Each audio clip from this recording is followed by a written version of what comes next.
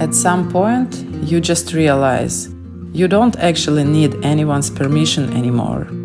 You can go wherever you want, change your plans halfway there, stay up until sunrise, or make some very questionable decisions and deal with the consequences later, which, coincidentally, is also one of my favorite things about traveling alone. There is nobody there to talk me out of my ideas. And this trip to Senja was a pretty good example of that. I actually came to Senja for work. I had a wedding to photograph there. But since Senja is about a 7 hour drive from home, it seemed like an obvious decision to spend a bit more time there and explore the island on my own. So naturally, I had a plan. Well, sort of. There is this mountain I've been wanting to photograph in very specific conditions. Fog rolling across this giant rock formation. Warm sun rays glowing from the side.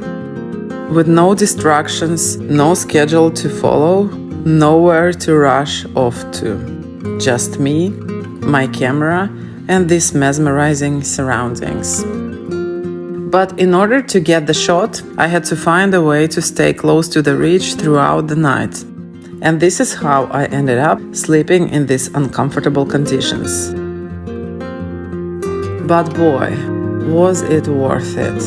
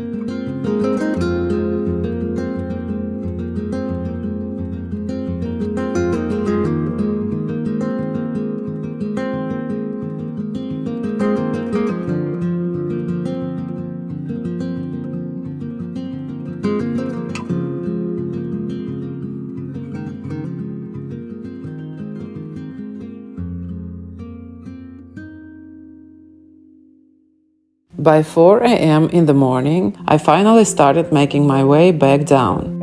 Although I was trying really hard to get some sleep at the edge of that cliff, I wasn't able to fall asleep.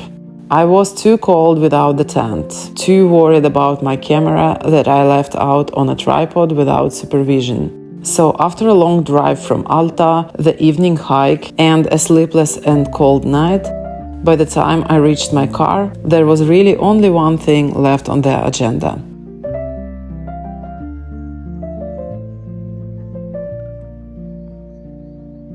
Later that day, I found myself a quiet little place to spend the next night. And this time, I had absolutely no intention of sleeping on the edge of anything. There is a strange thing about becoming an adult. At some point, you realize that nobody actually knows what they are doing. Because there isn't really a handbook for any of this. Most of the time, we make a decision based on what we know, what feels right in the moment, and then, later, we find out whether it was a good one. And traveling alone makes that even more obvious. There is nobody else to ask, nobody to blame, nobody to look at and say, "Do you think we should park somewhere else?" Which, in hindsight of this very day, would have been a very useful question. Apparently, what I thought was a lake was connected to the sea somehow. And apparently, I had parked there at low tide. So, while I was sleeping, the water just came back. The funny part is that before going to sleep, I almost left my camera outside on a tripod. I wanted to film the fog moving across the water during the night, But knowing that I don't sleep too well when my camera is left alone, I changed my mind and installed it inside of the car to film peeking through the window. So apparently I do make some good decisions occasionally.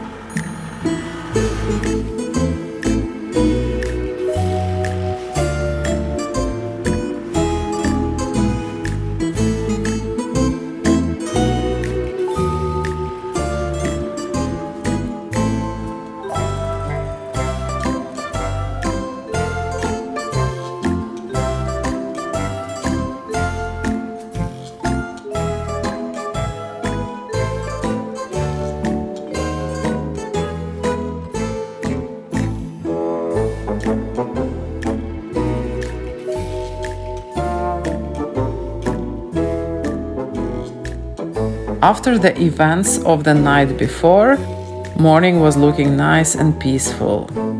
The car was back on dry land. No rain on the forecast for the wedding I was gonna photograph later that day. All I wanted was a coffee and some breakfast.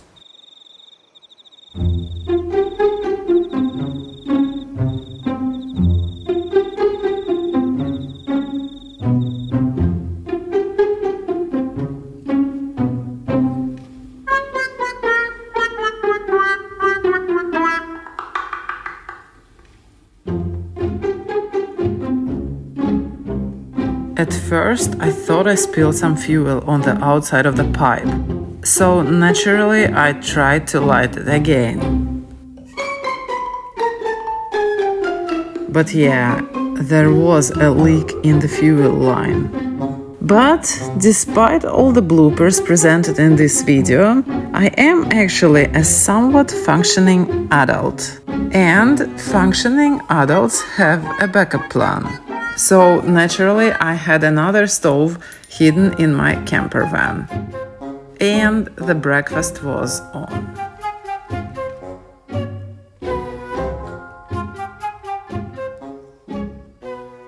An hour later, I packed my stuff, grabbed my camera gear, and went to photograph a wedding on a mountaintop. Which is always a bit funny to me, because this is the version of me my clients get to see and experience. And this is what happens behind the scenes. But maybe that's the part of why I love traveling alone so much. When you are with other people, every adventure becomes a little bit of compromise. How far do we go? When do we stop? Is it too uncomfortable? Is it too risky? Is staying awake until sunrise really worth it? And there is nothing wrong with that. Traveling together gives you a different kind of fun. A lot of fun. But when I'm alone, those questions are mine to answer. I can follow an idea simply because I want to see where it goes. And maybe we adults don't really know what we are doing. But maybe sometimes it's enough to trust yourself to make a decision and be willing to deal with whatever happens next. And I just realized something. Maybe I don't travel alone solely because I prefer it that way. Maybe nobody wants to come camping with me.